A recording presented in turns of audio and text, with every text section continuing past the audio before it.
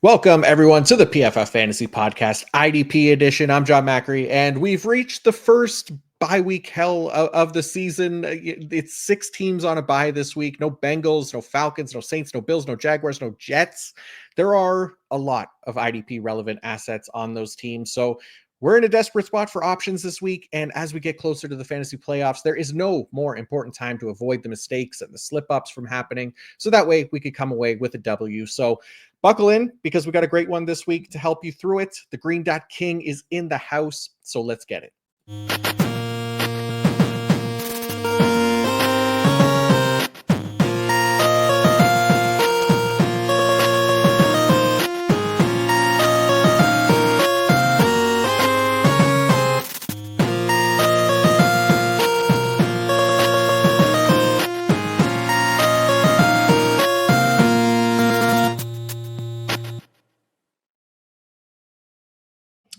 All right, here we go. Like I said, there are a lot of players unavailable to us this week, which makes those lineup decisions key in finding the right players to pull off benches or the waiver wire to fill in and do better than what our opponent is able to do with as they scramble with the same issue, right? So I had to bring on one of the best in the IDP world for the second time this season, a rarity here on the PFF IDP podcast, but worth it for the Green Dot King himself from the IDPshow.com, the one and only Mike Woellert. Mike, what is up, my man?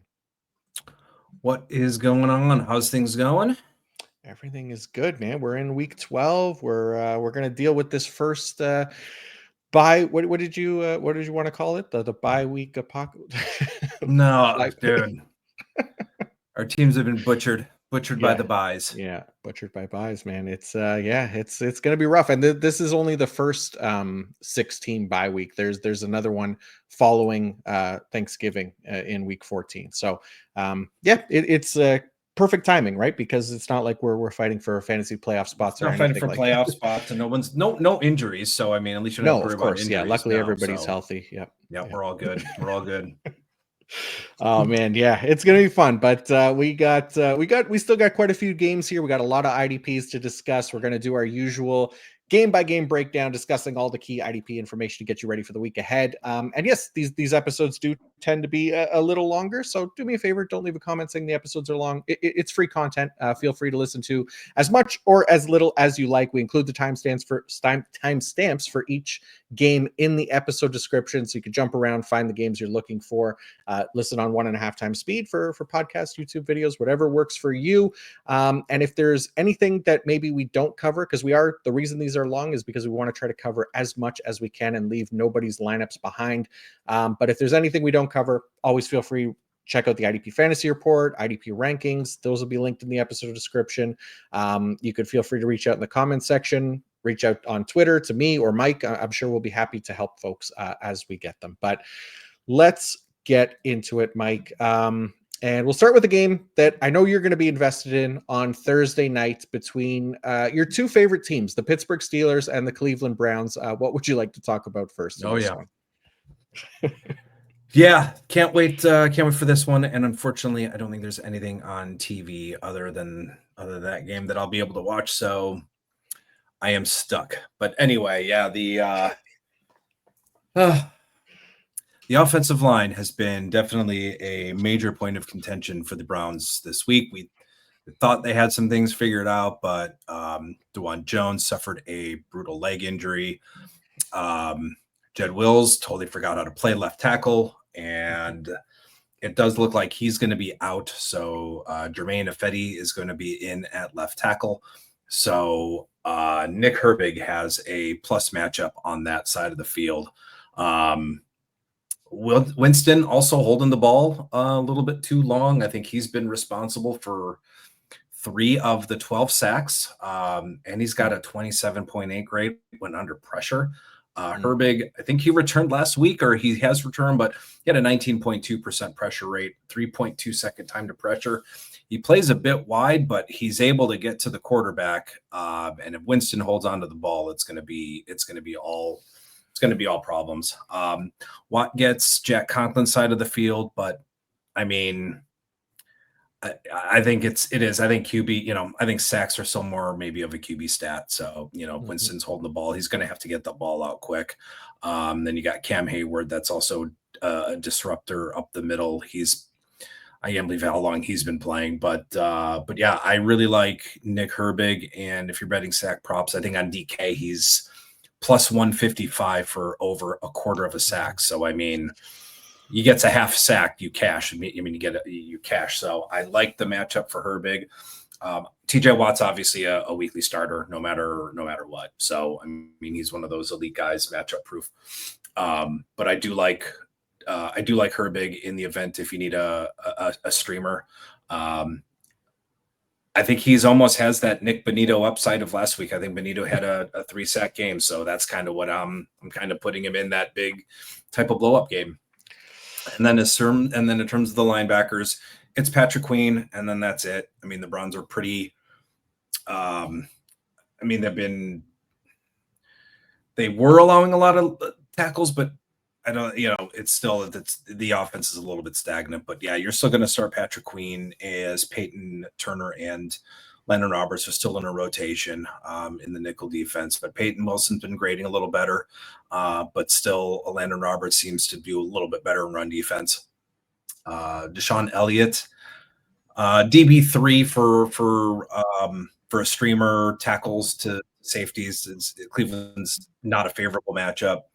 And still Minkah Fitzpatrick, I mean, is he dead? He's got nothing, no turnovers, no interceptions. He's getting some tackles, but again, not a very good matchup again for safety. So maybe a DB4 on Pittsburgh's side of the ball.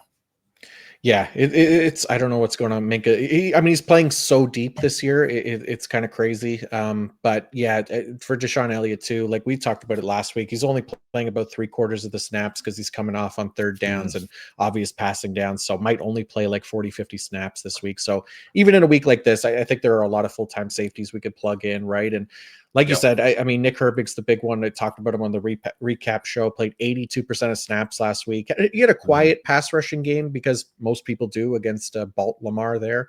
But yeah, the Browns offensive line, like you said, ranks bottom 5 pass blocking grade. There's now you got the backup left tackle or Fetty. Fetty. And then, Jameis Winston, 3rd worst pressure to sack conversion rate in the league. So it's a weird week because obviously the bye weeks, and then you got questionable tags to like top starters who are playing later in the week, guys like Nick Bosa, Khalil Mack, Will Anderson. Like this might be a spot where you just take the shot on Herbig now for the upside, so you don't have like to chase a worse option if one of those guys is ruled out after Thursday Night Football, right? So it gets a little tricky, but I'm with you. I love the matchup for Herbig. It feels like everybody's in on him this week, which is a little concerning, right? Which is it's a little scary when the chalk now it's like, all right, now all of a sudden. It's hopefully doesn't blow up in our face, but I mean the matchup, everything is there lined up in his favor, so it's up to him to kind of come through and deliver now. And I don't blame anybody for plugging him into a lineup. And even if that is over like a Nick Bosa, for example, we'll talk about him later, he's not guaranteed to play. And it's hard to know, right? So we'll see how that shakes out. But how about on the Brown side, Mike? Because Myles Garrett did not practice. Myles Garrett not practicing, but everything is pointing to him playing. I don't think he's going to miss a rivalry game, even though the Browns are 2-8. I don't think he's missing. He said I'm playing. So Garrett, I'm not too worried about. I mean, he does have again, he's one of those matchup proof guys. Can't remember the tackle's name offhand. Moore, I think he lines up on Dan Moore's side of the field, if that's who it is.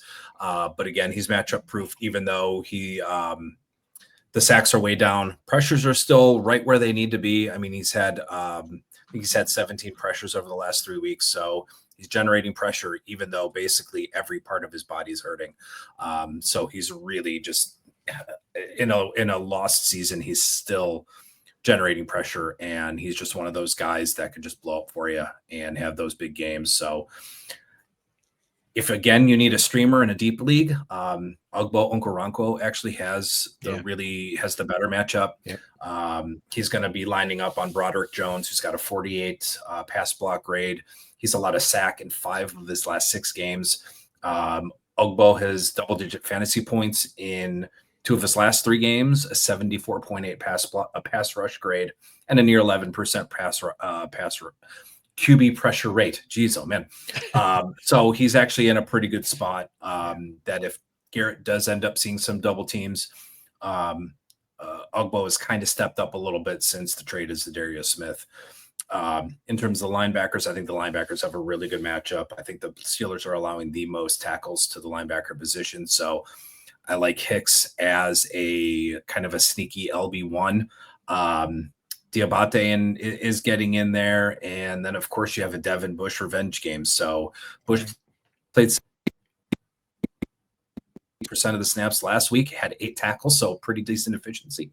So if you're in desperate need for a linebacker, again, Devin Bush, you can potentially get him in as an LB 3 or 4.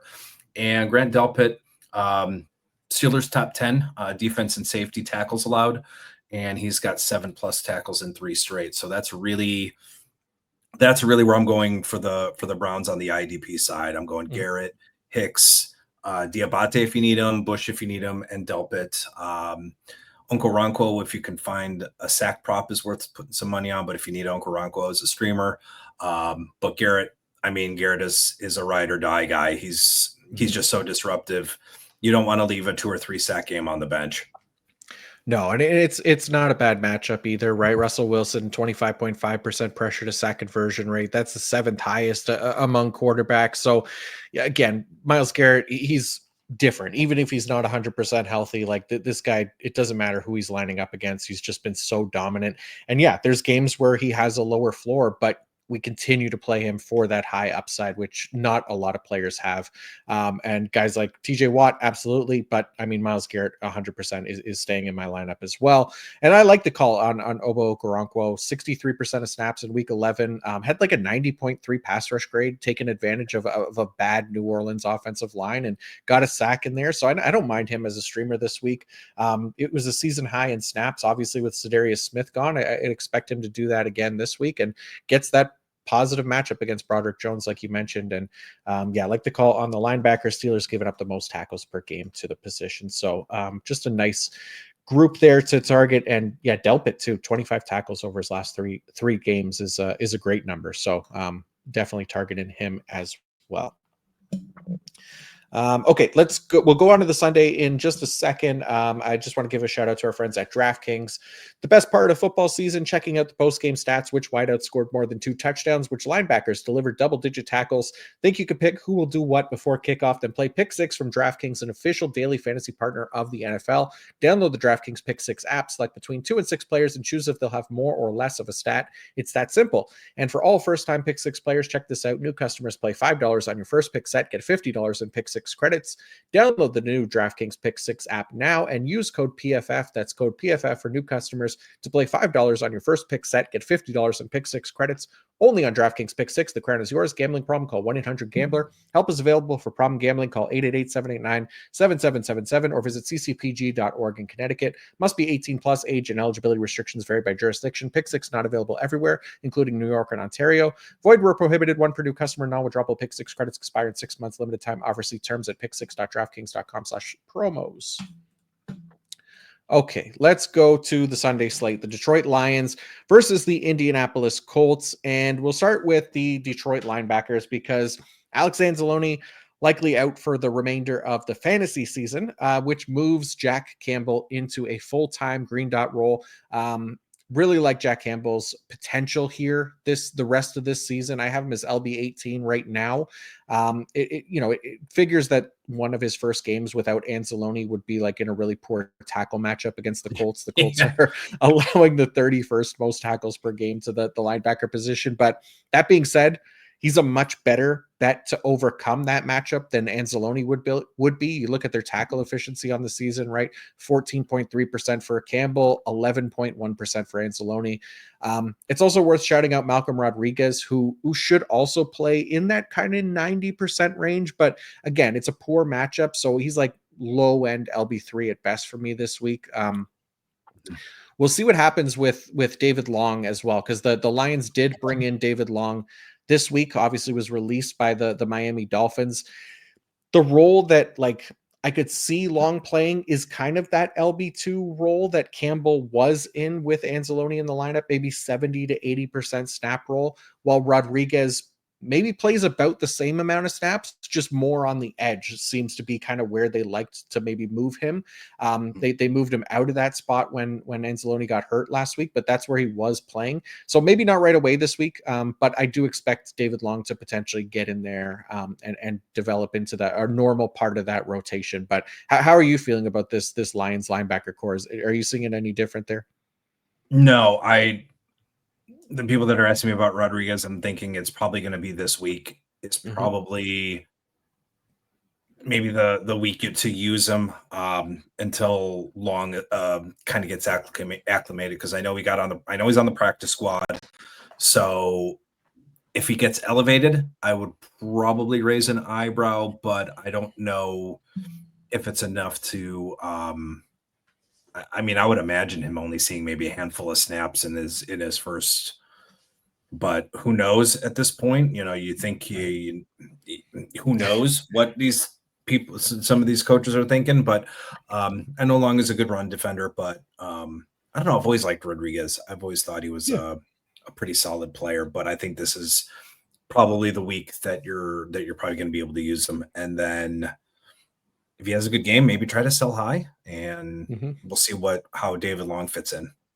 Yeah, I'm with you. I don't imagine that he'll play like a significant role this week, but it's weird, right? We've seen it work both ways this season, right? Ernest Jones went in when it was 100% snap player right away, and then the same thing with and then the opposite of that really with Jerome Baker, right? We didn't see him for 3 weeks, and then he magically appeared. So just things to kind of keep in mind with these situations. And other than that, for Detroit, I mean, Brian Branch, we know we're starting him. Kirby Joseph's been solid. He's a fine option. But Zadarius Smith played his first game with the team last week, 77% of snaps. Josh Pascal played 88% of the snaps. I definitely trust Zadarius Smith more. He's just a better pass rusher. Pascal's definitely been effective, like off volume, but I don't expect him to be better than Zadarius Smith rest of season. Also, it's a tough matchup versus Indianapolis. And Anthony Richardson, who is actually really good at not letting pressures turn into sacks. He's top 10 in that regard. So he's only been charged with 2 sacks that were his fault this season. He's been elusive in the pocket. So that's been nice to see from the rookie. So I got Zadarius Smith as kind of like edge 34 this week, just because of the matchup. Yeah, and it's actually 2 really good offensive lines here this week. So I think it was a surprise. I don't even think I'm going to try to pronounce the guy's last name, but we'll go with Levi's Jeans. Only got 11 snaps last week. So I think then you got Pascal. Al-Qaeda Muhammad had a really good game a few weeks ago, and then he's just kind of disappeared. And then you've got this Taylor I want to say Nagasaki, but that's not even close. Nowaski. Nowaski, but he, again, he's kind of just one of those edge guys that plays 10, 11 snaps. So obviously the loss of Aiden Hutchinson has just been brutal for the defensive line. Yeah, and brutal for a lot of my fantasy teams too.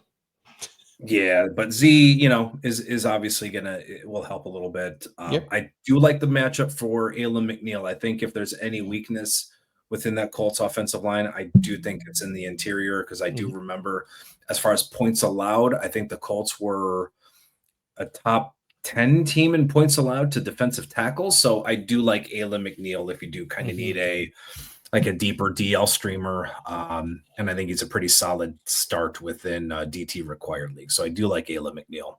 Nice. And then on the Indianapolis side of things, I mean, nothing like too. I mean, Zaire Franklin, EJ Speed, obviously we've been starting them. We continue to start them. Laiatu Latu, is he a bust, Mike? We talked about him last week and just being on the right track in his development as a first-year player. He's a first-round pick, yes, but not like he was, top 5 or even top 10. I compared his year 1 pass rush metrics to year 3 Trayvon Walker last week, who was a first overall pick, right? And people think is turning into an elite player now. But the reality is, like, he's been good, but his greatest asset is that he's played more snaps than any other player at his position. And then like on a snap by snap basis, Latu has been better than him this year in most categories. So yeah, the Latu stuff. Yeah, I saw that you messaged about it. And yeah, it's frustrating to see people give up on players so easily and so quickly in their career, but we're not concerned about Latu here. And yeah, we're just continuing to be patient because that's what you got to do with these pass rushers as they develop to the NFL. So nothing concerning there. He does have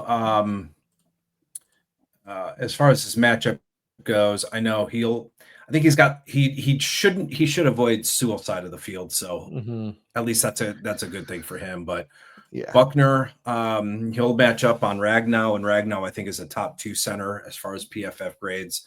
Kwity Paye has a tough matchup on Sewell, so he's been on a bit of a hot streak. So we'll kind of see what happens this week with his matchup. But yeah, I mean, between schemes and just what's expected of him, what's expected of players, and I mean, if someone wanted to sell me Latu for a 6th round pick, I will gladly take him off their hands for him. Yeah, I'm with you. I'm not looking to start him right now, like in IDP. That's just not where he's at in his usage or anything, right? And yeah, it's Kwity Paye is really the one that we should be looking at. But to me, edge 3 this week, because like you said, going against Penei Sewell, Jared Goff's been pretty solid at avoiding sacks. So other than that, this Colts defense pretty easy to dissect. Nick Cross, we're starting him, and then Julian Blackmon more of a safety 3. Yeah, and then I think Kenny Moore is pretty much locked in as a CB starter. I think he's been over the past 4 or 5 weeks. I think he's been a top DB overall. So I mean, you can start him in CB and DB leagues. Oh yeah, he's excellent all the time. I just love the usage there for Kenny Moore, and always finds a way to be productive. So definitely starting him in those CB required leagues. So let's move to the Kansas City Chiefs and the Carolina Panthers next. Mike, where do you want to start with these two teams?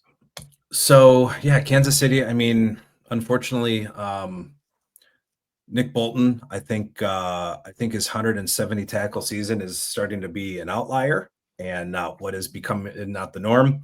So I know I thought he would be able to bounce back after injuries, but it's basically he's not looking. I haven't ranked him as an elite linebacker for a couple of weeks, and I've been ranking him more kind of in that LB2, LB3 territory. That's kind of again where I have him this week, even though. And again, it's a tougher matchup with Carolina. He just has 1 10 tackle game and just 2 others of 8+. So, I mean, I'd say if you could bench him this week, I would for better options, but with as many teams as you're losing guys like Oluokun, you're losing guys like Jamie and Sherwood, you're losing Quincy Adams, Quincy Williams, you're losing Caden Ellis, you're losing a lot of really good linebackers this week. So, I mean, Logan Wilson, Jermaine Pratt, you're without all those guys. So you're probably going to have to start Nick Bolton, hold your nose, and kind of hope for the best. I think Chris Jones is in for another really big game. He should line up over Robert Hunt. He's allowed 3 sacks, 3 quarterback hits from the center position. Jones has just 2 games of fewer than 3 quarterback pressures. So he had a big game against Buffalo last week. So I think you can start Chris Jones in any type of format, whether it's DT required or a DL league. And I think he's in for a pretty good matchup. And I think he's in for a pretty good game. Yeah, we like Chris Jones. I mean, I know he's a very boom bust player as well, but for the same reason that we like Myles Garrett and guys like that, we continue to like Chris Jones because there aren't many DTs that have the upside of a Chris Jones when he delivers, especially this week too, again, with the bye weeks. And yeah, the Nick Bolton thing, like I wrote about him in the rankings article this week because I wanted to just provide some context to kind of his season, I guess, as a whole, because I have him as LB24 as well this week, and he'd be lower than that if there were more options, right? He's currently the overall LB23 in our scoring. Just hasn't really put anything special together, but he's been 100% snap linebacker. I know there hasn't been anything overly encouraging for him, but the one I think thing that to kind of keep in mind for like guys like this for next year or whatever, like defensive production it's not just an opportunity based thing, it's also dependent on the offenses that each defensive player has to Yep. react to, right? And Yep. in Bolton's case, he's had one of, if not the worst schedule so far in terms of facing offenses that don't allow much tackles to opposing linebackers. He hasn't faced a single team ranked inside the top 10 in tackles allowed to the linebacker position, and only one of those teams ranked even inside the top 15. So this week, obviously no different. He's going against Carolina. They ranked 28th in tackles to linebacker, but yeah, it's been a rough stretch for Nick Bolton this season. And I think, to take some of the blame off of him, and not to create excuses or anything, but some of it just is like the opposing offenses don't allow Yep. for that type of production. So it's been a really poor stretch of that for him this season. Yep. No, it has been. And then I didn't look into the slot usage for Carolina's receivers. I've liked Chamari Connor and what he's done over the last few weeks. So I'm not sure what his limitations will be. I know the Carolina offense isn't great, Mhm. but I don't know offhand what the slot usage is. So I'm not sure what Chamari Connor's usage is going to be this week. But he's one of those do it all type of guys. He's going to get some big plays. Yeah, and he's in a good matchup this week. I mean, if you need to stream him, like this, Yeah. the Panthers do play top 5 rate of 11 personnel on the season. So there's opportunity there for him to just get in the slot. He played 83% of his snaps in the slot last week, 73% total. So yeah, I like his chances of just being a streamer. We've seen him be really productive before. And yeah, there's a chance for sure. Yep. And then on the Carolina side of things, anybody that you want to start with in this game? You know what? As This far team. as the IDPs, there's no one really on the defensive line No. that you have to start. Yeah. I mean, Patrick Mahomes is just so good at avoiding sacks. He is so tough to bring down. Mhm. I'm really only interested in Josie Jewell. It's a top matchup for linebackers, but they've really only allowed 15 tackles a game over the last few weeks. Trevin Wallace has cooled since his 24 tackle Mhm. barrage in weeks 5 and 6. Has kind of lost some snaps. He's as the Panthers have gone a little bit more dime, a little bit more 3 DBs, 3 safeties. So Josie Jewell really is the only linebacker that I'm really interested in as far as Carolina goes. Safeties, I mean, Carolina looks to be a little bit one of those two highs. Woods has been productive. He's had 47 tackles from the deep safety deployment. Fuller's come back, so Damari Richardson is kind of on the back burner Mhm. now. But, Fuller just had only 22 total line of scrimmage snaps last week. And Woods had his lowest box and line of scrimmage rate with Fuller coming back. But like I said, Woods has been a little bit more productive from that deep role. So, again, a streamer. I like Woods a little bit more than Fuller just because he has been a little bit more productive from the deep spot. And he just seems, when the ball is kind of in his area, he just seems to be around it over the last couple of weeks. Yep. Nope. I'm with you. Let's go to the next game. Minnesota Vikings and the Chicago Bears next. And I guess I want to start with the Minnesota defensive line, because Andrew Van Ginkel has been racking up big plays like nobody's business this season, to the point he's now the DL1 overall. Greenard has the better pass rush metrics, and I think he's had some games where he's maybe been a little unlucky in the sack category in some Mhm. games.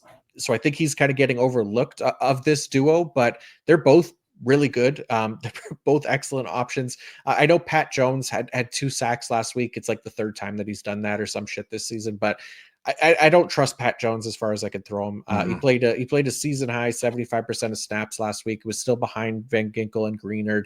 On the year, he's averaging just 51% of snaps compared to Greenard, who is 81%. Greenard also 16th at his position in pass rush grade with a 79.7 compared to Pat Jones, who ranks 110th at the position, so 52.5. So you tell me which one you'd rather have rest of season there. I don't think it's much of an option. We can't chase the sack production. I had responded to a question about the two on Twitter this week, so that's why it's kind of fresh in my mind. And the easiest explanation I could give is that Jones, he's been lucky with his sack totals. Greenard has been unlucky with his, and yet they both have 7 sacks. So it's not like Jones is greatly outproducing him, right? So you just know like what we can and cannot bet on each week, and almost everything around Pat Jones is a red flag. Maybe he gets to keep that playing time from last week going forward, but it right now stands out as an outlier game more than anything. And even with that playing time, again, he isn't guaranteed to produce the way he has on higher snaps. So yeah, it's likely to be some regression there. But yeah, like Andrew Van Ginkel, I have him as edge 5, Jonathan Greenard, edge 11, Pat Jones, edge 47. So decent matchup for the pass rushers because Caleb Williams has given up sacks like crazy. But again, Pat Jones might fall into one, but you're playing a very risky game there to trust it consistently. So it's mostly Van Ginkel and Greenard for me. Yeah, I wish Van Ginkel could not line up against Petit Ferrer every year, but but Wright's been a pretty good right tackle. But yeah, I think you can't. You can't. There's no way you can bench Van Ginkel because he always seems to be in the right place at the right time, either to make an interception or he's played some snaps at off-ball linebacker, so he's also getting some tackles. So I will be one at week 12. I didn't see it with Van Ginkel. I'm like, I don't get all of this hype for a guy who has a career high of 6 sacks and a pressure rate of less than 10%. So he's making big plays, and you got to kind of tip your hat to him. So Van Ginkel and Greenard. I think in redraft, I don't think you can start Dallas Turner. I think he's just one of those dynasty assets that you just need to hold. And I'm with you on Patrick Jones. Yeah, absolutely. Brian Flores has got these guys playing with their hair on fire, man. They've been excellent this year. Even Greenard having a career year. So just been good to see them fit into that scheme really well. And the other piece of it here, obviously, is Blake Cashman, linebacker for the Minnesota Vikings. I got him as LB 10 this week. Mentioned him last week how he has a potential to get a sack against Will Levis, and he got there. So that helped make up for the lower tackle numbers. The lower tackle numbers were definitely a concern, but fully capable of bouncing back here. Played 100% of snaps. He'll continue to do so. Ivan Pace played 64% of snaps last week. Like, he may very well be in play this week for some teams with so many linebackers on a bye. I know there's at least 1 or 2 rosters where I'm going to have to put Ivan Pace in because there's just nobody else. So I got him as LB 39 this week, even with the 64% snap share, just like the usage, the production when he's out on the field. And again, he's another one that is going to blitz a ton. And we know Caleb Williams is giving up sacks. So maybe he can get home with a big play and save our day there a little bit. Yeah, he may only see 30 or 40 snaps, but he's got a high tackle efficiency, and he again seems to make the big plays, makes those splash plays. But yeah, it seemed like last week everything kind of went to normal. Cashman had his 100% snap rate, went back to the dot. Pace just saw 2 total snaps on third downs and was off the field on most dime snaps. So I don't know. I don't get the usage. I don't understand, because when he's on the field, I see him making plays. So it's like, maybe he's like, okay, we're going to use him in these situations because he excels at these situations, and this is how we feel comfortable using him. Okay, that's it. So like you said, with 6 teams on by, you might have to use him as your LB 3 or 4 and just hope he can make a big play, whether it's a forced fumble or a sack, or just has one of those games where he sees 40 snaps and has 10 tackles. Would love to see it. Yeah. I will be banking on that. Really hoping for it. All right, let's go to Chicago now, and we'll start with their linebackers as well. TJ Edwards, I have his LB1 this week. Minnesota has been giving up the most tackles per game over the last 3 games. They're giving up 24.7 tackles per game to linebackers, and they're 3rd most on the year. So really like the matchup here for TJ Edwards. He's been excellent. Tremaine Edmonds, he's still more like in that low end LB2 range. It's a great matchup, but the guy just not efficient. He's not very effective. It's just what he is, right? And not like a too much to go into depth there. Elijah Hicks, like Jaquan Brisker, we know is on IR, but Elijah Hicks got injured, so last game. If he can't go, then Jonathan Owens is potentially a streamer for you if you're looking for a full-time safety this week. If you're in a bind, obviously Kevin Byard, we can continue to play him. He's been great, but obviously this is one of the worst matchups in the league for safety tackles. But sometimes we just need a 100% player, and Elijah Hicks / Jonathan Owens as his backup would be those guys. And then other than that, Montez Sweat, I got his edge 22 right now. Like, he keeps falling for me in the ranks. He just hasn't been as effective this season either. The Minnesota offensive tackles have been strong pass blockers this season. Brian O'Neill, specifically at right tackle, who Sweat's going to likely see the most of as he lines up almost exclusively against right tackles. Really, if not for all the bye weeks, Sweat would be outside the top 24 for me, but he's playable this week just based on his playing time. He got up to 78% last week, but not expecting a ton here from Montez Sweat.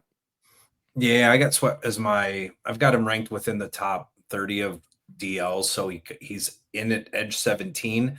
Yep. So I'm probably going to end up lowering him in my rankings. There's a few guys that not too much lower. He'll probably end up outside of my top 20 or might within that top 20. Mm-hmm. But I mean, yeah, Minnesota's got a pretty decent offensive line. So the Bears are just kind of a meh defense overall. Just they're vanilla. They do kind of the same thing every week, and which is fine. I actually, I appreciate it. What you're going to get from them every week.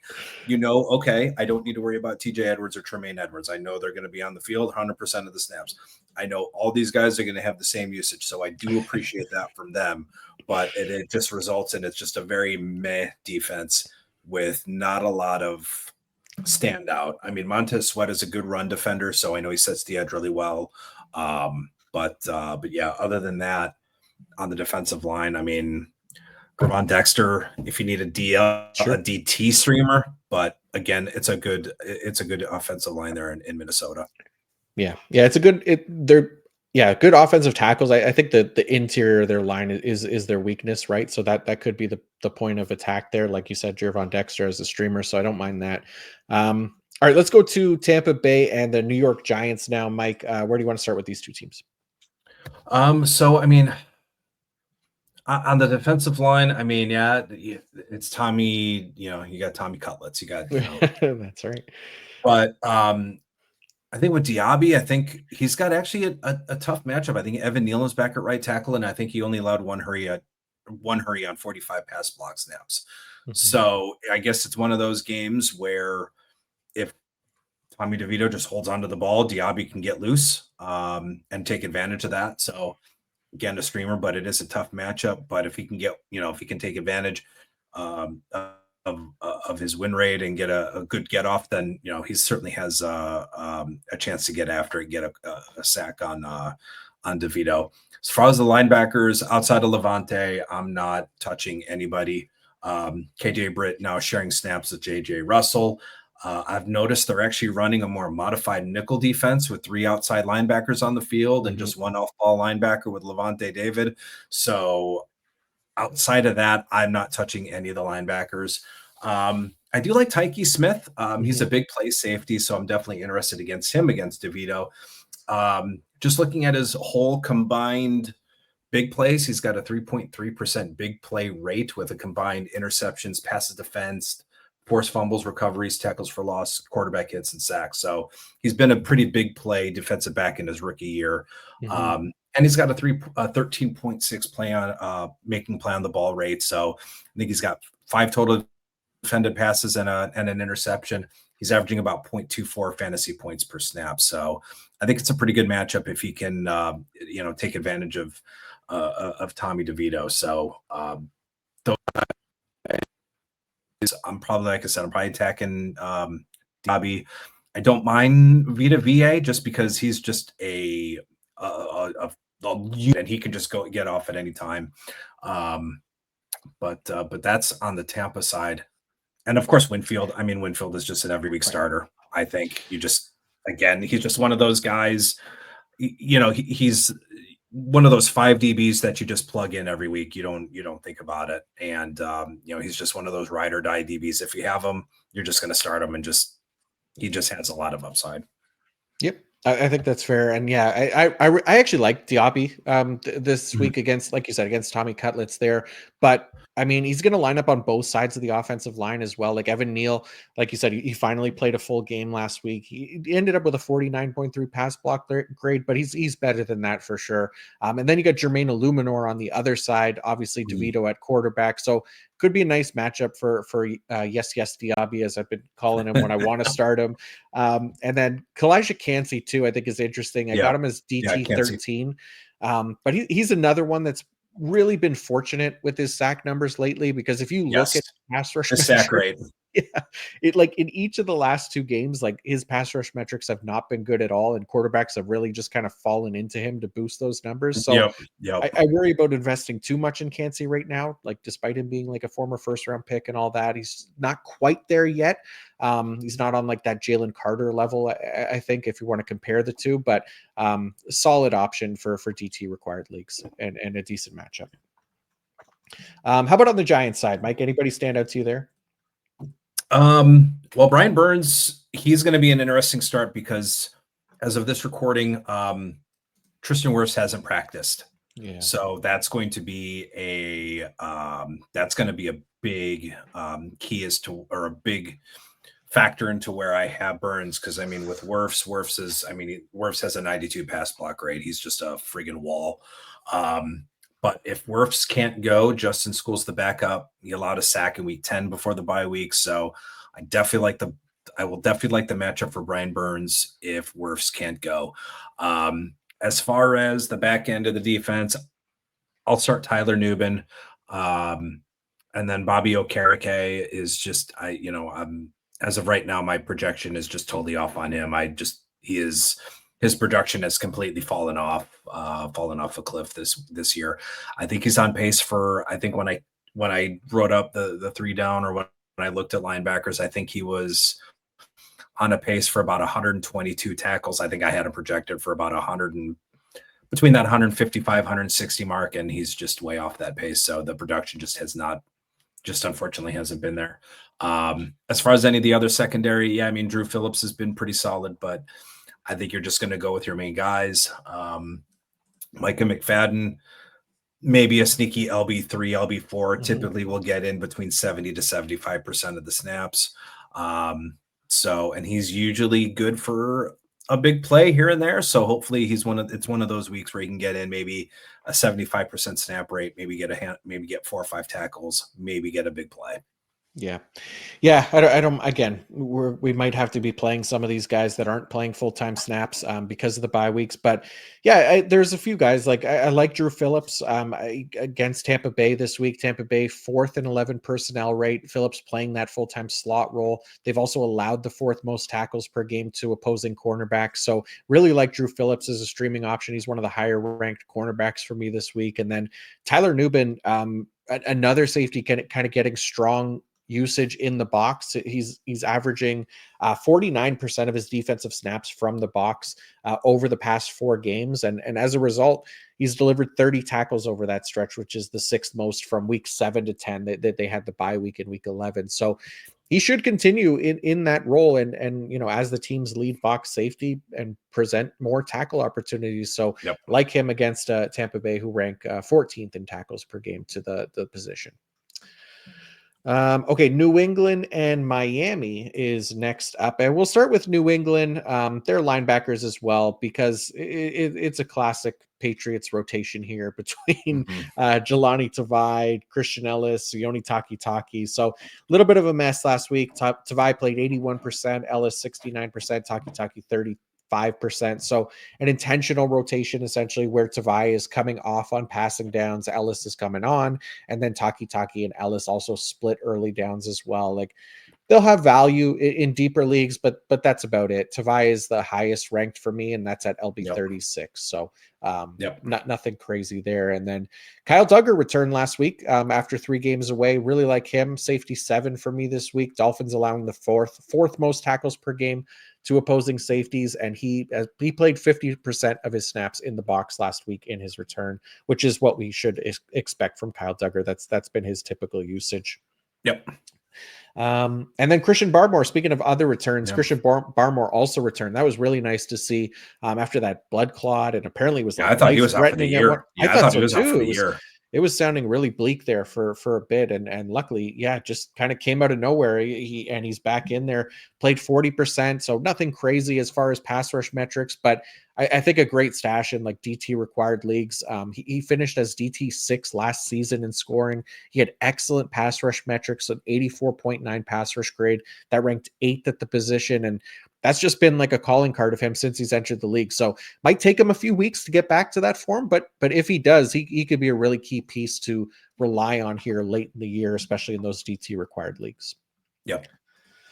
And then on Miami's side, Miami's defensive line has a good matchup against New England. Patriots offensive line ranks second worst in the league. So Drake May, he's actually been decent at avoiding sacks as well for the most part. But Chop Robinson had a two game sack streak going into last week, and then was getting some great playing time. But then this past week, both of those things were kind of broken.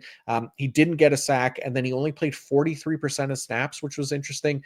But he had a 35% win rate and a 26% pressure rate. Those are elite numbers for the position, especially for a rookie. So I'm not necessarily overly high on him this week because I'm not sure what's going on with the snaps. But I mean, if he's not a bad streaming option, if there's anything that comes out that says he's going to be playing his regular snap role, because he's looked promising as the season has gone on here. He's definitely looked better. How are you feeling about Chop? Because I know you liked him this offseason as well. We were talking rookies. I mean, for me, I actually have Chop in my top 20. Hey, there you go. I'm very close to adjusting him, and even though the snap rate I'm close to putting him in within my top 15. He's got probably the best matchup against Demontre Jacobs. Demontre Jacobs is a 42.8 pass block grade, which is not great. No. And in terms of sacks, he's allowed 6 sacks and 4 quarterback hits this season. So I look at this as a pretty good kind of get right game for Chop. If you get him on the field for 25, 30 pass rush snaps, I mean, another one of those sack props, I'm going to probably, put a sack prop on him.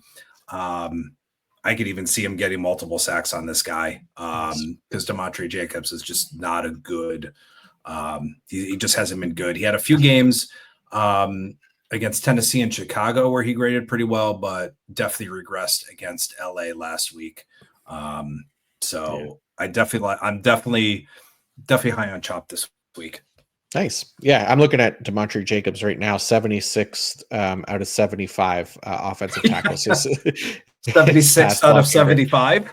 Sorry, 70 seconds, right? Oh, I was about to say, I'm like, wow, Jesus Christ. That's really... Yeah, we gave him a negative ranking. No, but he has not been good, like you said. So yeah, if that snap share is up there, it could be a nice little spot for Chop Robinson. And then the other thing, obviously, with Miami is Anthony Walker is the only linebacker, only full-time linebacker that I have right now ranked outside the top 36 this week. And it's just due to a concern that he could lose those full-time snaps on any given week now with like Tyrell Dodson potentially getting worked in at some point soon. Like, this is not too dissimilar of a situation from what we saw in week 11 with Jerome Baker taking Jack Gibbons snaps in Tennessee. The same kind of threat looms here with Walker versus Tyrell Dodson. So like Walker can be startable, especially with so many teams on a bye, but just make sure we factor in the risk here, and that's kind of what keeps him lower in the ranks for me. But it could happen this week. It could not. So it's like, it's one of those things. If you don't have anybody else, you're fine to put Walker in. You don't have to panic or put a corner in or something like that. It's just, there's just the threat of Tyrell Dodson kind of looming, and we saw that exactly what could happen last week with Baker versus Gibbons.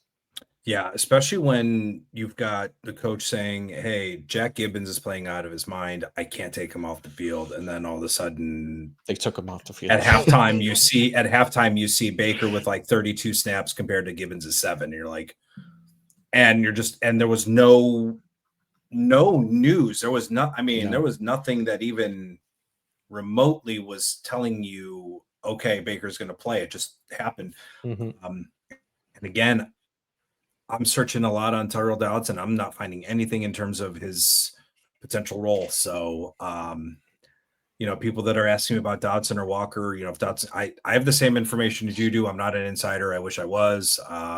I haven't heard anything or seen anything. So hopefully some of the beat writers can kind of give us, kind of glean some insight in terms of practice reports and in terms of how Dodson's going to factor in. But yeah, I mean, you probably picked up Walker off of waivers this week or last week, so hopefully he is maybe an LB 4 or 5, and you may not need to use him. But again, with all, it's so hard to avoid the bye weeks because you have some pretty elite guys. So it might be one of those things where you do have to start him. I mean, obviously Jordan Brooks, 100% guy. He's a lock. He's locked in. But yeah, I wish I had something concrete on Dodson, but I don't. So we'll just have to monitor the practice reports. Hopefully we can glean some info.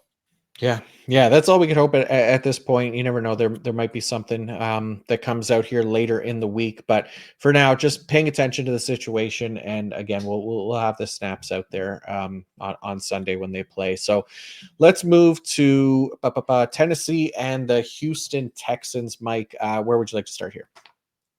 Oh boy, this is. I mean, linebackers, you're probably. I mean, you got Murray and Baker. I prefer Murray. The LB1s have pretty much have, I think, performed a little bit better against Houston. It's a middle of the road matchup for Houston in terms of the linebacker tackles allowed. I think Harold Landry. I think I think he moves around, but I don't remember if he moves around or if he's on Tunsil's side of the field. If he's on Laramie Tunsil's side of the field, it's probably going to be a tougher matchup. And the safeties, I don't know, just the Tennessee safeties there. It's a really good matchup, but they're just meh guys. I mean, Amani Hooker's played 44% of his snaps on the line of scrimmage, but, not a whole lot of tackle production there. Mike Brown has kind of come in, but, he's, 13 of his tackles have been from the deep. Amani Hooker's 21 tackles from the line of scrimmage, more tackles deep. It's a meh kind of the meh unit, kind of like Chicago. I mean, only without some of the production. So, I mean, in terms of Tennessee's IDPs, I'm probably going to prefer Kenneth Murray. I mean, Arden Key, if you need him, but it's not a good. I mean, it's not a good unit overall to really, target IDPs for, in my opinion. Yeah, I mean CJ Stroud, like he'll take sacks, but like you said, Tunsil and the other the right tackle there, which is Titus Howard, they've been solid. And Arden Key, he'll get mostly Tunsil, who's the tougher matchup, and then Harold Landry will get Howard. But maybe they could get through. I don't mind Landry. Like I have him as like an edge 2, edge 17, I think it is, but not overly exciting there. Same thing, like the linebackers, they're fine. Like LB 23 for Kenneth Murray for me, LB 30 for Jerome Baker. They did Jack Gibbons dirty last week, and and then the injury to just top it all off. Yeah, so not ideal stuff there. And then Mike Brown too. He isn't even playing full time anymore. Apparently, it seems, with Quandre Diggs out. So it's probably a Monty Hooker, just because it's a nice matchup if you need to stream somebody. Second most tackles per game to the safety position. So don't mind a Monty Hooker. It's just like a deeper stream. So yeah, I'm with you. Tennessee, not overly exciting. So let's talk about the Houston Texans. Mike, where would you like to start here? Well, let's hope Will Anderson comes back. Yeah, that'd be nice. But I got Danielle Hunter as my DL overall one. Should match up on Nicholas Petit-Frere, who is again a turnstile. Will Levis loves taking sacks, loves just scrambling and moving up into the pocket and taking sacks. I think he's been responsible for 6 sacks, and I think he's been responsible for almost 15 or 16% of the total sacks that has been taken. So I got Danielle Hunter as my DL1. Yeah, like I said, let's hope Will Anderson is back for this matchup. Don't mind Danico Autry either. I think he's been a pressure monster since he's returned. And then obviously you're going to start Aziz Al-Shair. I got him as my LB6 in a pretty good matchup. But in terms of the LB2, I mean, I don't know who you can start. Somehow we get Devin White back in our lives. He's like that first round quarterback that coaches think that they can coach up. Me, I think of the Always Sunny in Philadelphia meme where it's like, yeah, it hasn't worked out for these guys. Right. Might work out for us. So I don't know. The rest of the development. Yeah. I thought Toto was on pace for like 30 tackles. It just seemed like he was all over the place. In the beginning, I mean, he's just getting tackles all over the place. And I'm like, all right, so Toto's going to get like 30 tackles today. And then next thing I know, White is out snapping him. I think it was 50-26. He saw nearly 70% of the snaps in the second half. And 21, I think he saw 5. I think Toto saw 5 in the second half total. So yeah, I don't know. I know the PFF grades weren't really too kind to him. I think he had a 45 overall grade and a 33.5 coverage grade in that game. So the grades didn't do him very well. But as we've seen with Devin White, he seems to like, hey, I'm good. And then he turns into Devin White and then is just bad again. So I think Aziz Al-Shair, unfortunately, is probably the only linebacker you can really trust. Yeah.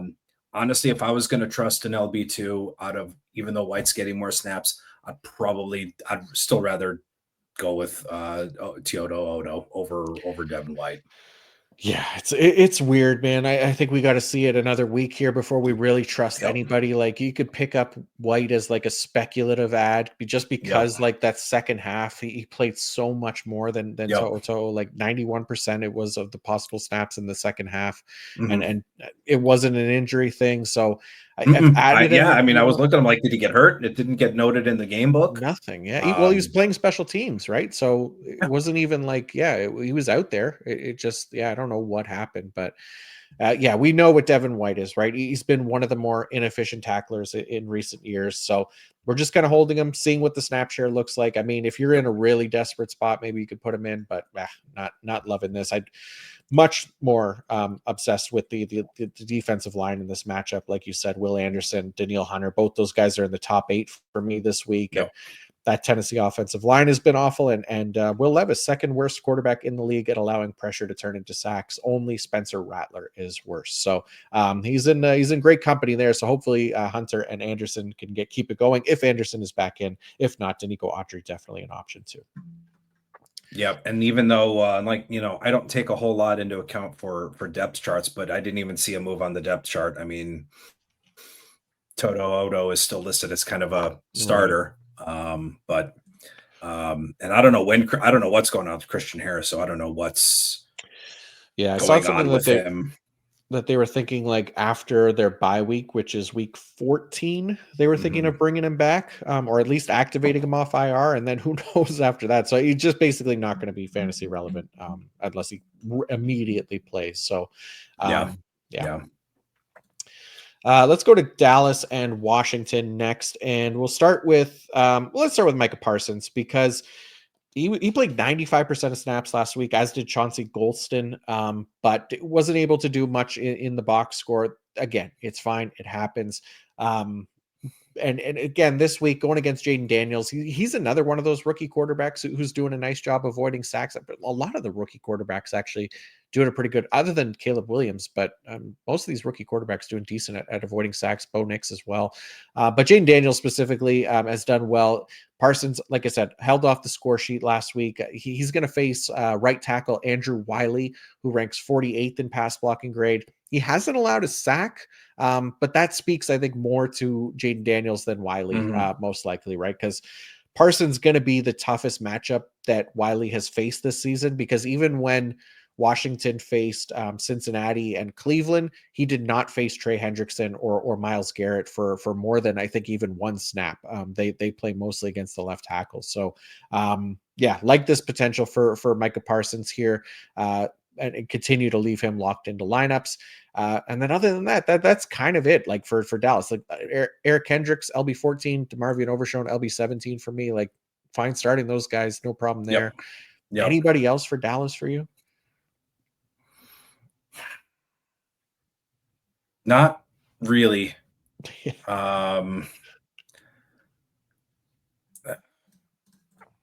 Jordan Lewis, Donovan Wilson. I mean, right. Yeah, it's a middle of the road for safeties.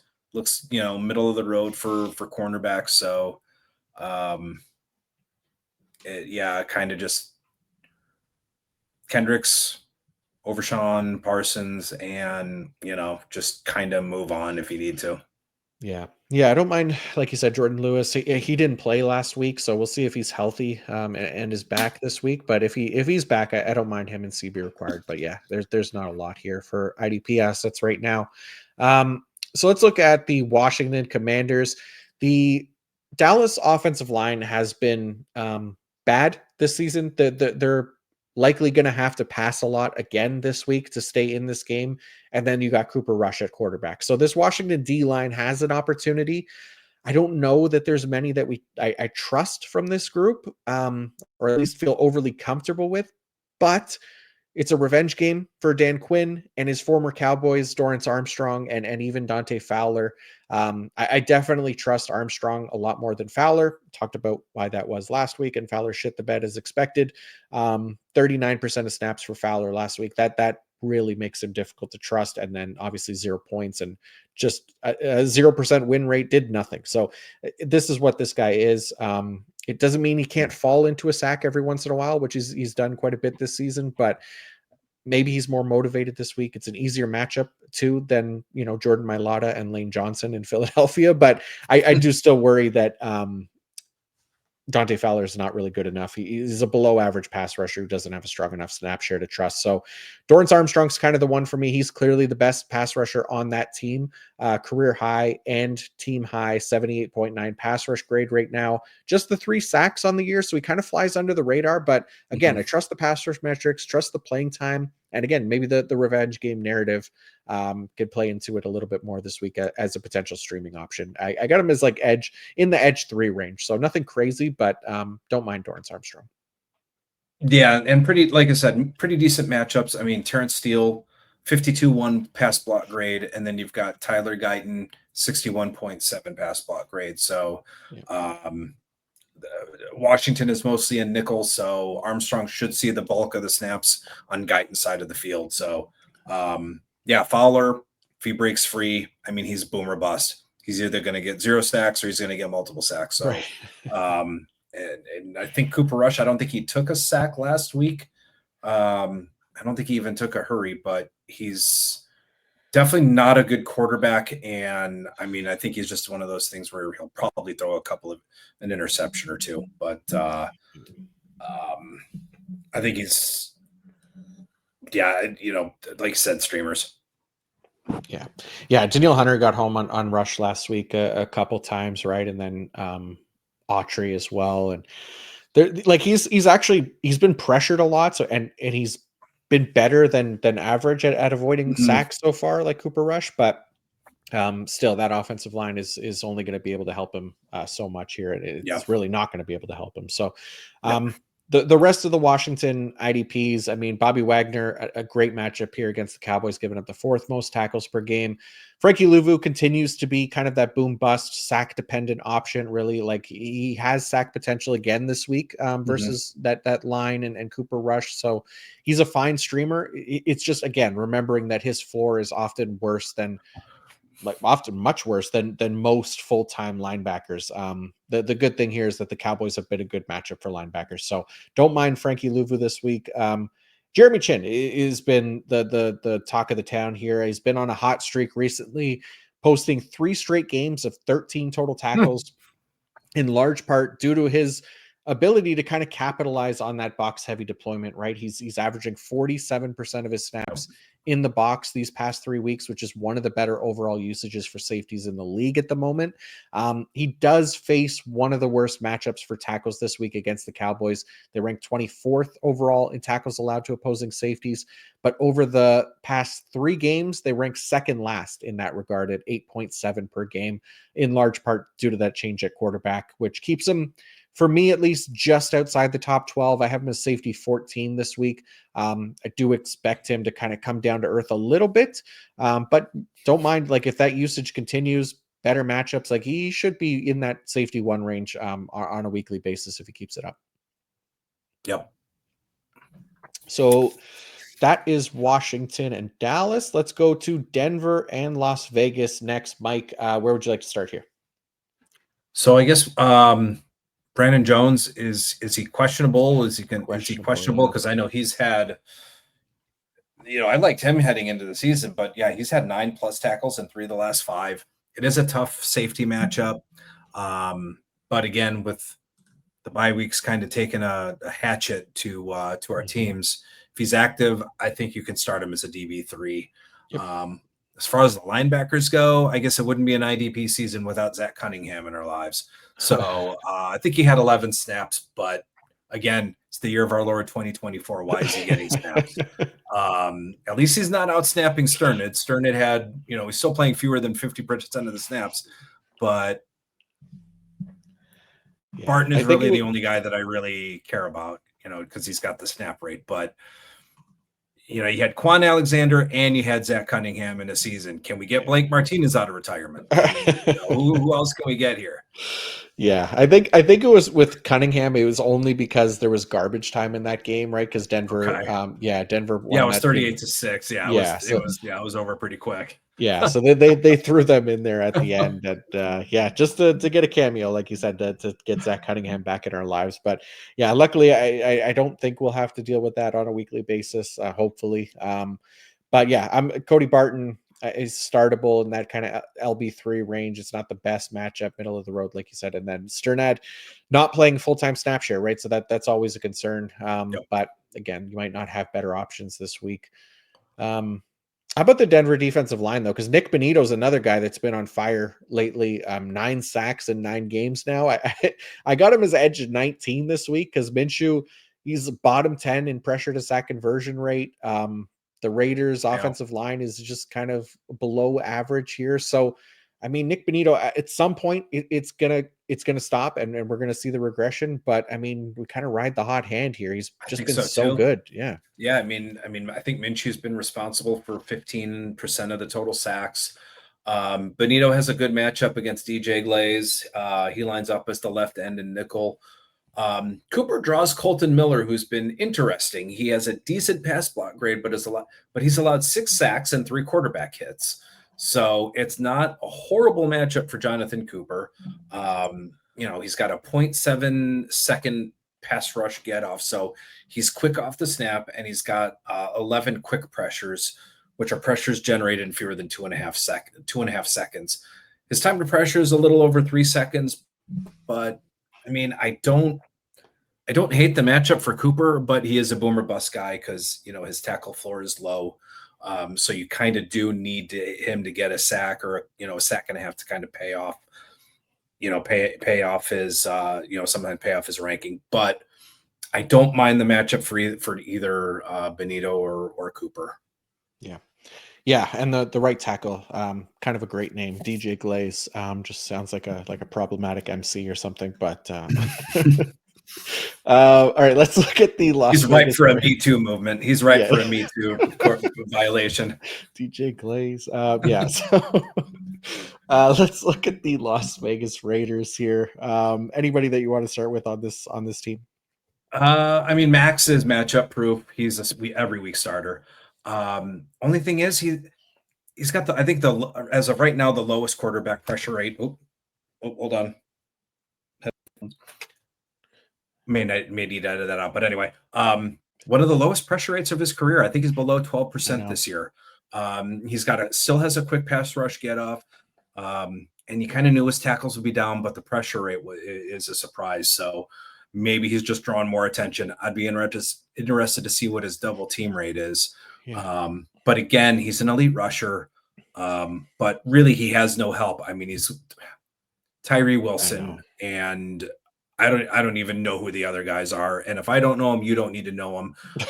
I think the loss of Malcolm Kuntz actually has really hurt, because Kuntz was actually a pretty decent pass rusher, and I think he was on the verge of a potential breakout season. And I think he would have helped him out a little bit more, because Tyree Wilson ain't it, and there's really nobody else that can really help him. So he's probably seeing a little bit more double teams than he probably has been. So, but again, he's just one of those guys you just have to start, because he's capable of a 3-sack game, a 2 or 3 sack game at really at any moment. So, Bo Nix has been responsible though for 11 sacks. He's been responsible for almost 30% of the total sacks that have been given up. So Nix is taking sacks. He's like the anti-Jaden Daniels. He doesn't mind taking a sack. And Robert Spillane, matchup proof, elite linebacker, elite production. So I know it's not a great matchup, but Divine Diablo, his usage has gone down over the last couple of weeks. So Spillane really 3-down guy, and I don't see any reason to bench him. He's a matchup proof guy. Yeah, like you said, even though it's not a great matchup here, Broncos giving up the 29th most tackles. This feels like there could only be one linebacker matchup where Spillane could have a great game, Diablo not so much. So yeah, I'm fine with Spillane as well. And Max Crosby, yeah, I mean, it's definitely been a down year as far as pass rush metrics goes. 4 straight games though of 100% of snaps, no sacks since week 7, which is crazy for him, but he's definitely due. It's a tougher offensive line here, but last time that Crosby faced Denver, he had a 2-sack game. So I continue to start him as well. Edge 3 for me. You're just not getting that volume many places else at the defensive line position. So love Max Crosby still. And same thing with Trayvon Merrick. Really like him as well. I know he wasn't like the huge game last week, but I got him as safety 2 this week. Broncos allowing the 3rd most tackles to safeties. He's playing a ton in the box. He's been really productive this week. So Trayvon Merrick has been a nice surprise this season. Okay, let's go to Arizona and Seattle next, and we'll start with Arizona. And just quickly, I guess, on their linebackers, Kaiser White. It's actually the worst matchup here for linebacker tackles. Seattle allowing the fewest tackles per game to the position. So Kaiser White, LB 26 for me. Mac Wilson, I got his LB 51. To me, it's just I don't know. He's playing a ton on the edge. He's rushing the passer a lot, while also not playing a full-time role. So it's just a poor option most weeks, Mac Wilson, especially this week against Seattle. And even over Seattle's last 3 games, they're averaging just 10.3 tackles per game to the position, which is worse than their season average, which already ranks last. So don't love Mac Wilson this week. And it's tough to trust Kaiser White outside of, some of the, or at least compared to other 100% options. But Budda Baker locked into lineups. He's a safety 1. Jalen Thompson, we'll see what happens. He's questionable. He missed last game before the bye week, so we'll see if he's back this week. Otherwise, his replacement was Dadrion Taylor Demerson. Seattle right around average in tackles per game to the safety position. So again, if you're looking for streamers this week, in a week where a lot of guys are going to be missing from your lineup, and Jalen Thompson can't go, Dadrion Taylor Demerson did play full-time snaps when he was out. So don't mind him. And then an interesting name at cornerback is Garrett Williams. I have a CB5 this week, just keeping an eye on him as a potential streamer. He's been working as one of the team's top corners this season, mostly out of the slot. Should get a lot of opportunities against the Seattle Seahawks, who are allowing the most tackles per game to opposing cornerbacks, and they play the 3rd highest rate of 11 personnel, which should keep Williams in that kind of prime alignment to capitalize on this matchup. So like Garrett Williams in Arizona as a cornerback streamer this week. Yeah, I think Sean Murphy Bunting's not too bad of a streamer if he's good to go. But yeah, Arizona has an anemic pass rush, so there's nobody even on the defensive line that I would even consider. So I mean, it's and Kazir White was another one I kind of overprojected, and just the production hasn't been there this year for Kazir in a healthy season. So kind of a bummer. But yeah, that's, I mean, I'm pretty much it right there with you with Arizona's defenders. Yep. And then on Seattle side, pretty easy group as well. Like Ernest Jones, love him. I got him as LB6 this week. Cardinals giving up the second most tackles per game to the linebackers. Tyrese Knight, definitely usable. We saw him last week, played about 3/4 of the snaps as well, right? Because he was coming off the field on passing downs. We kind of knew that was going to happen with him. But he's an LB3 for me this week, again, because of the matchup. So don't mind him. Julian Love, I got a safety 3. He's been solid, 6th best matchup for safety tackles as well. So it's a few nice guys here. The defensive line, not overly crazy about, if you've been starting those guys, the Boye Maffes and Leonard Williams of the world, that's fine. But it's not a great matchup here. Kyler Murray, one of the more elusive quarterbacks in the NFL. So yeah, anything else for Seattle for you, Mike? Not really. I mean, I have Ernest Jones as my LB1 this week, and I Nice. have Love actually as my safety 8. So There you go.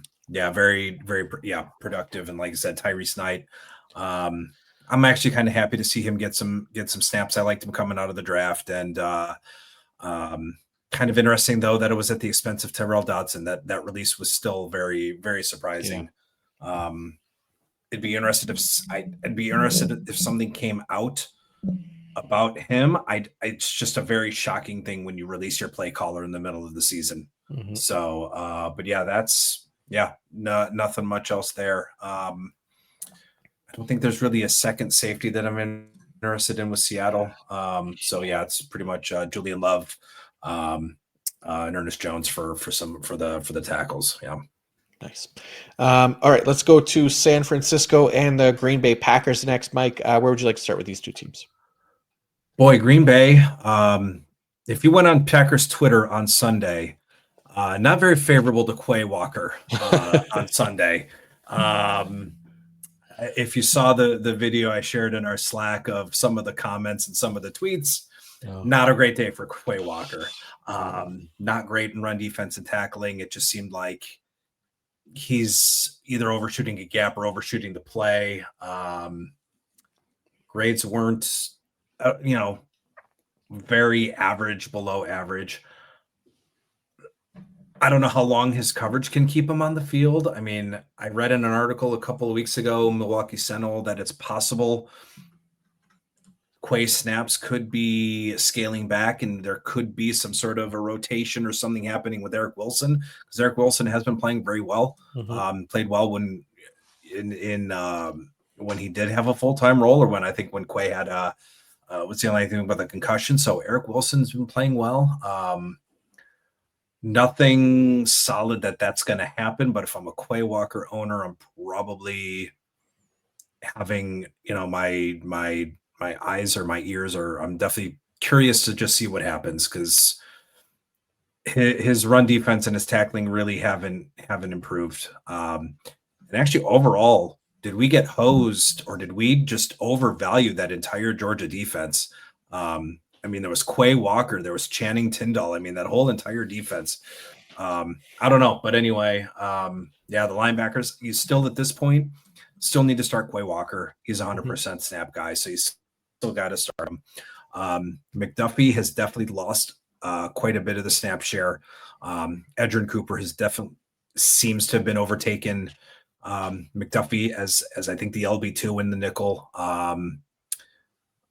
They are still running some more of their base 3 linebackers, but it does look like it's kind of to the point of the season where Cooper is kind of taken over, although Cooper's grade not very well either. So we'll kind of see what the linebackers present to us. And then far as the defensive line, with Preston Smith going to Pittsburgh, Lucas Van Ness I thought was going to be in line. I mean, but no, there's a little bit more of a rotation between him and Brenton Cox.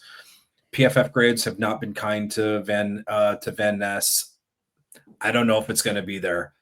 Cox had almost as many pressures in week 11 with 2 than Van Ness has had in the last 6 games, 3. So I don't know. I don't know what it is with Van Ness. They're just there's. I think he has 7 pressures. All all those games have just been one pressure games. There's just Yeah. there's just nothing there, I think, with Van Ness. So as far as the edge rushers go, I think you just can look at I think you look at Rashawn Gary if you need a streamer, but I think Van Ness, if you have him in Dynasty, I might try to sell him off and redraft. You can, I mean, if you've been holding on to redraft, you can definitely drop him because there's just nothing there. I don't think there's anything there. Yeah. Yeah, it's been a rough season. I guess I'm with you. I thought it would be Van Ness that would see the snap increase as well with Preston Smith gone, and yeah, they got Kingsley and Igbari out there quite a bit, right? So there's been a bunch of guys that they'd rather play over him. So obviously they're seeing it as well. Just hasn't been very effective. But it was definitely encouraging, at least for the linebackers, like you were saying, that Edgerrin Cooper saw that kind of post bye week bump in snap share, right up to 71% last week, and overtook McDuffie, who played 29%, and Eric Wilson, who played 18%. So hopefully that Cooper snap share keeps rising, but still really kind of a deep league option this week if you are looking to start him. But yeah, Quay Walker, definitely an option. And then their safeties are interesting this week as well, because 49ers given up the most tackles per game to the safety position. So Xavier McKinney, I got as safety 4. Evan Williams. Nice. Yeah. So I think Evan Williams, I got him. Yeah, he's in a good spot. I think he's healthy. He should be back. But I think Williams and X are in a good spot. Yeah, it's definitely a nice matchup for them to kind of to thrive here. And Javon Bullard even too, like I know he's playing more of that nickel role. Like I got him as safety 36. 49ers are not a team that plays much 11 personnel. They rank 28th, like sub 50% in that regard. But I do think Bullard will be out there against like a George Kittle, who should be back this week, and still kind of get enough snaps to be like a deeper league option during this crazy bye week here. So yeah, that's kind of the Packers and 49ers for me. Anything else for those two teams for you? For Green Bay, not really. For 49ers, obviously we're going to have to look at about the 49ers. We're going to have to take, Nick Bosa, obviously we're going to have to take a look at, because if he's out, like we said, if you're like looking at someone like Nick Bosa and a potential Nick Herbig or something like that, you might have to pivot. But like I said, he's at best a game time decision. Malik Mustafa is interesting. Full-time role over the last 4 games. He's been productive playing the deep role. He has 38 tackles playing deep. Because of buys, you might need to stream him. I do like Diamador Lenore. So Green Bay looks like 16 tackles a game to the cornerback position over the last 3 weeks. So I do like Diamador Lenore. Fred Warner's an every week starter. I guess Devondre Campbell, who's, if you need him, if you don't, he's not a must start. But Fred Warner's an every week starter. Yeah, for sure. Yeah, the Nick Bosa thing is definitely the most interesting. Like this is usually a guy that's locked into the top 5 each week.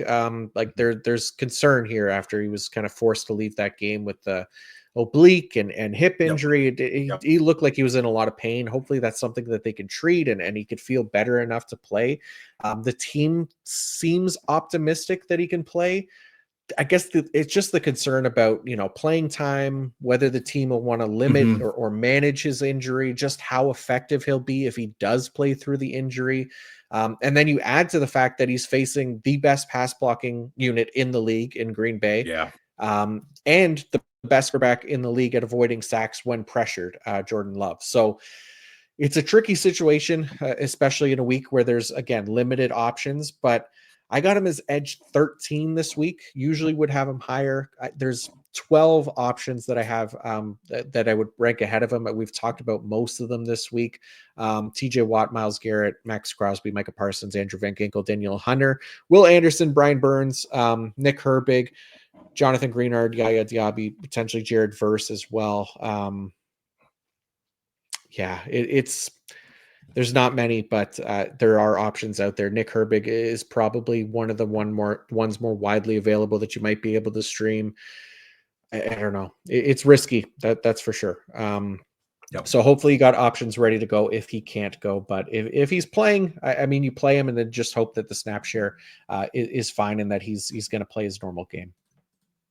Yeah, and then of course you always have the potential for re-injury. So I mean, if there's some That's true. aggravation, I mean, a Mhm. hip injury is kind of can be kind of a problem for an edge rusher. They rely so much on their bend and their hips and their fluidity. So there's a potential for any type of re-aggravation, and then you also have the oblique combination of oblique because they're bendy. So Yeah. it is definitely a risky man. It is definitely a risky matchup, even if he does go. Yeah. Yeah. Yeah, for sure. So we'll hopefully get some more news on that as the week progresses. But let's move to Sunday night football next. The Philadelphia Eagles against the Los Angeles Rams. And we'll start. Actually, I want to start with Jalen Carter, because Jalen Carter is quietly having one of the more impressive seasons for a defensive interior player, especially when considering the context that he's only in year 2. He owns an 85.3 pass rush grade. That ranks third at his position. He's got 33 total pressures. That ranks eighth. Only 3.5 sacks on the season, but again, we talk about sacks all the time, not a sticky stat, and he's due for some positive regression because he's been so dominant, as well as the playing time, because he played every defensive snap in week 11, and he's been averaging 81% of snaps on the year. He's facing the Los Angeles Rams this week, who own the worst combined pass blocking grade for interior offensive linemen, a 45.8. They've allowed the fourth highest knockdown rate, 6.2%. So that's sacks and QB hits. It's mostly been made up of QB hits so far and not sacks, but that's another number that we could start to see regressing into sacks at some point here for Matthew Stafford. So this is a good matchup here for Jalen Carter to make that happen. But just wanted to highlight him because he's just been so good, and I feel like he's not getting the love he deserves this season, just because he's been quiet in the sack column. But he's been a game wrecker, and he's playing a ton, which is excellent to see. Yeah, and he's got, it looks like, in total pressure, including pressure and true pass pressure rate, 17.6% win rate, which is insane for an interior defensive Mm-hmm. lineman. Yeah. So yeah, I mean, he could be around the 5 or 6 sack mark. He's got 7 quarterback hits, so he converts 1 or 2 of those hits into sacks, and he's right up there. So yeah, I mean, he's just been a solid player second year.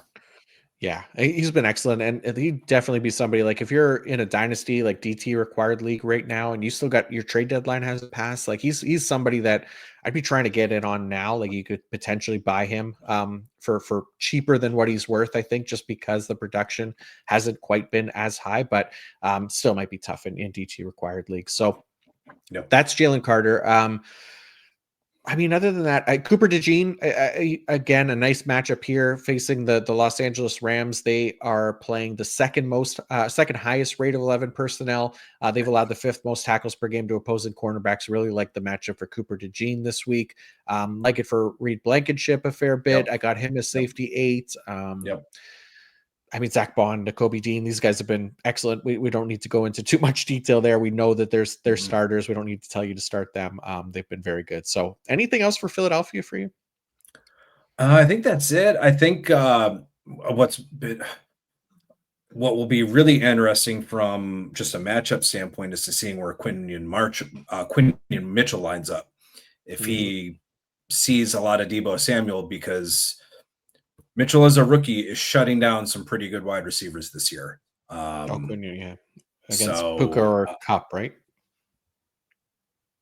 no, Phil. Oh, you'll see. Oh yeah, Cooper. Why did I think they're Debo playing Samuel San got traded to Francisco? no, it's okay. Jeez, oh Go ahead. man, I'm seeing the SNF and I'm thinking San Francisco. So, no, I mean, he'll see some Puka Nakua. So, I Yeah. mean, we'll see if he, puts another notch, because he's, like I said, he's shut down some pretty good wide receivers already. And, those 2 picks with DeJean and Mitchell are looking pretty good right now. Yeah, man, the Eagles, they definitely get it as far as drafting goes. They've been knocking it out of the park here. Hey, So drafting good players. What a concept. what a concept it is. Yeah. Jeez. Oh man. Uh, let's look at the Los Angeles Rams next. I'll start, I guess, with Jared Verse. I mentioned him being one of those guys that I would consider over Nick Bosa again. Just if you have that option, it might be a difficult option to have, but he's just been so good. The only problem is the matchup. Jordan Mailata, Lane Johnson. He's going to line up against both of those guys. They've both been very good, so you got to hope that it's a high opportunity matchup here. A lot of passing, but I again, Jared Verse has been one of the better players in the league this season. Defensive Rookie of the Year by far. I think that he continues to stay locked into our lineups. But Mike, the more interesting stuff here with the Rams, I mean, their linebackers, if most weeks it's a no thank you here, because they're the only team in the league that will play snaps without linebackers on the field at all, right? So Yeah. Christian Roseboom, I got his LB 43. Omar Spates, I got his LB 45. Man, it's a gross group. Troy Reader's 4 weeks are up on the IR, so it's up to the team and him, if he's healthy, whether they're going to activate him anytime soon. So Yep. maybe he's the one that saves us and could go back to full-time role, but oh god, I haven't even seen him it's activated. nasty. Have you? I don't No, even he's think not I've seen been. him activated. Not yet, no. But Okay. he's gone through the 4 weeks at least that he's required to. So they just got to make the decision, because I think Yeah.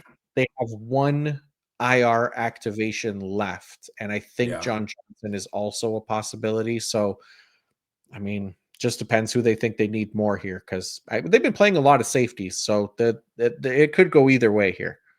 Yeah. The Rams went back.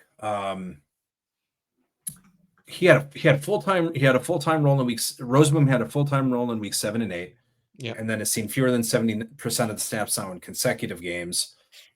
But yeah, their dime didn't feature a true off ball linebacker. Jalen McCullough came in. He saw 29 snaps, and I think he saw 16 of those as kind of that dime linebacker, 16 at off ball.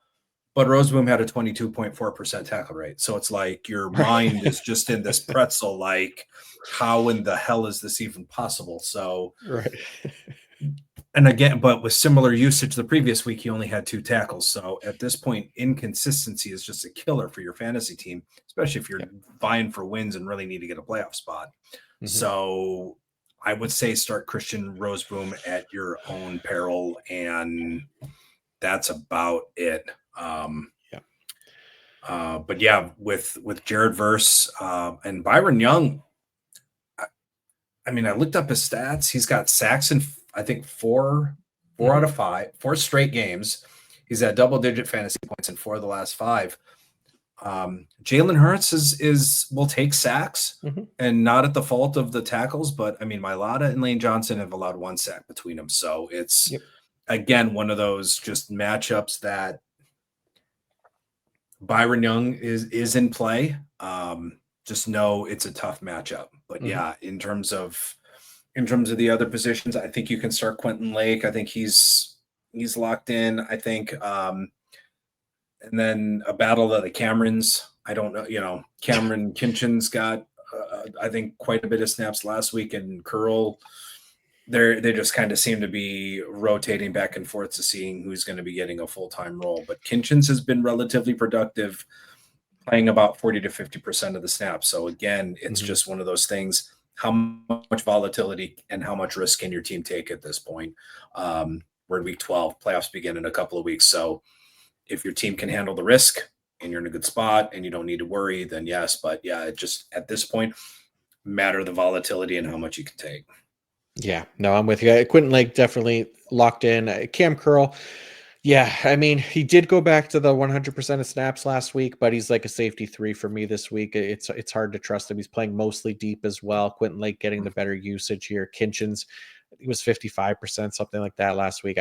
I'm with you. I have a hard time trusting that as well. So, it's a messy group for the Rams, but there are a few at least that we can trust. And last game of the week is the Baltimore Ravens versus the Los Angeles Chargers on Monday Night Football. Mike, where would you like to start here? Well, I think the big thing is Roquan Smith. As of this recording, wasn't practicing. So that is another huge linebacker that potentially couldn't play with all the others that aren't playing. So if Roquan happens to miss, just note neither linebacker took the dot when Roquan left the field. It was Kyle Hamilton that wore it. So, but I think Trent Simpson becomes the clear-cut LB1. Malik Harrison will probably be that LB2 in their nickel defense because it looked like he played the majority of the snaps when Roquan left. I think he had about a 70 or 80% snap rate. So Malik Harrison is also in play if you need if you're in a deeper league and need an LB3 or 4. But I think Trent Simpson becomes the clear-cut LB1.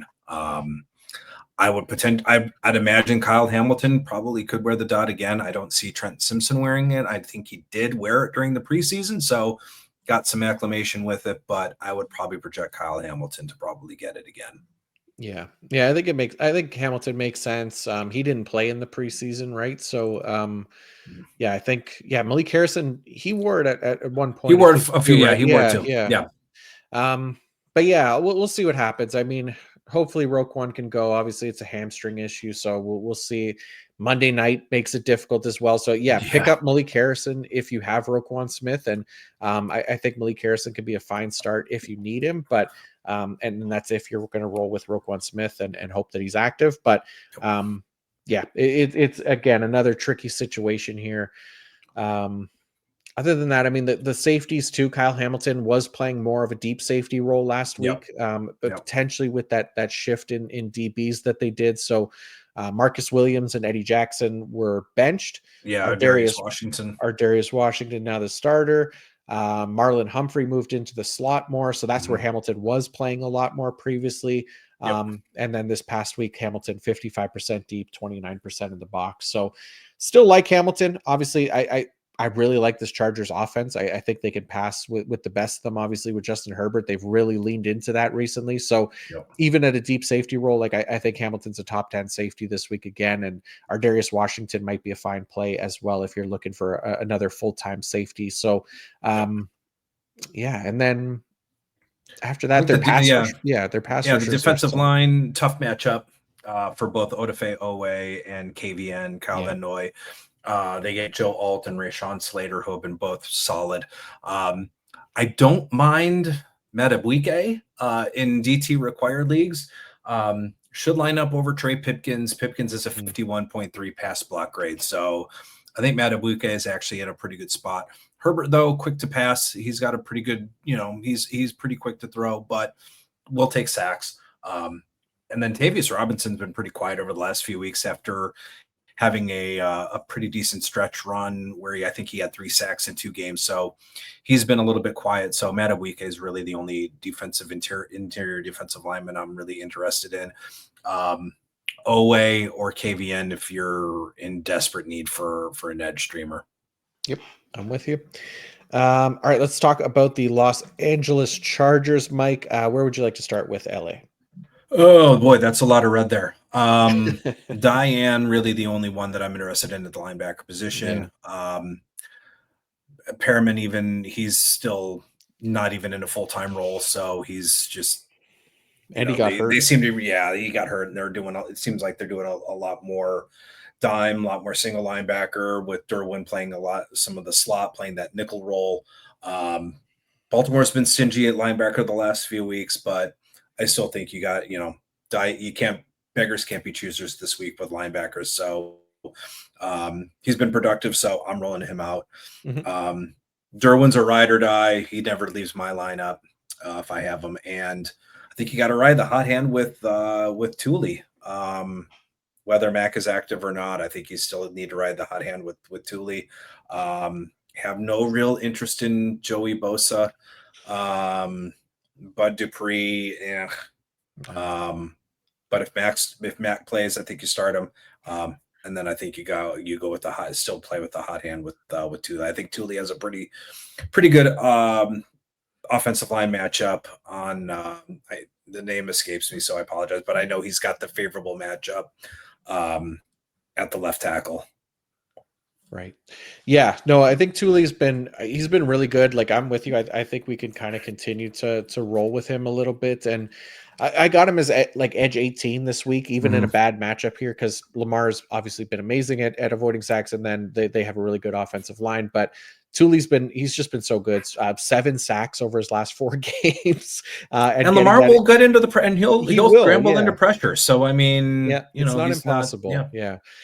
Yeah, and then same thing, like even Khalil Mack, like if he plays, I got him as edge 14. Joey Bosa's edge 25 for the same reasons. Like it's just hard to trust him if he's going to play a full-time game. But yeah, other than that, yeah, Derwin James too. Like I gave him a little bit of motivation last week. I called him out for not having a double-digit tackle game all year. I put that reverse jinx on him purposely. Nice. And they worked out 10 tackle game. So hopefully he keeps it going now. It's a nice matchup for safeties. So yeah, just hoping that was the turnaround that Derwin James needed here. Because yeah, I got him as a top 10 safety again this week.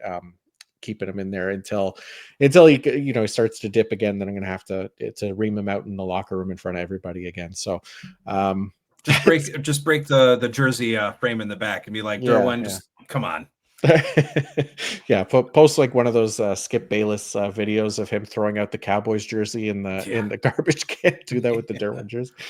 Oh man, yeah, that's dramatic. But we'll wrap it up here because that's all the games for this week. Again, 6 teams on a bye, so 3 fewer games than usual. Thank you all very much for tuning in. Again, if you haven't already, feel free to subscribe to the channel, leave a 5-star review on Apple Podcasts. Another great way to kind of show the support to the show. And I can't thank you guys enough for those who have done it already. As always, hopefully that helps you guys win your matchups. And if you do still have questions, feel free to ask in the comment section, reach out via Twitter. I always do my best to get to them all, but massive thank you to the Green Dot King, Mr. Mike Woellert. Mike, can't thank you enough for coming on for the second time in season here. Really appreciate you giving up so much of your time because always a pleasure to chat with you, my friend. Absolutely happy to do it. I'm always available to come on with you. So anytime. Absolutely, man. Yeah, always a good time. And before you go, for anybody that has maybe forgotten or doesn't know, for the few people that don't, please let everybody know where they could find you and what else you have going on over at the IDP show. Yep. So rankings released for this week. We'll probably do some adjusting here, probably ahead of Thursday Night Football, but waiver wire picks and the Green Dot article weekly as always. Very nice. Yes. And yeah, make sure you check out Mike's work. Obviously, always doing great work here for a long time in IDP, one of the best. And for me, IDP Fantasy Report is out now. Linked it into the episode description. That'll list off your waiver targets, snap shares, utilization nuggets, all my thoughts and stuff like that. The IDP rankings article I'll link in here. IDP rankings page will link in here as well in the episode descriptions. And yeah, feel free, ask the start sit questions if you got them. I'll be back on Monday morning with the week 12 IDP recap. So be sure to check that out. But that's it for now. So good luck this week. And until next time. Peace out.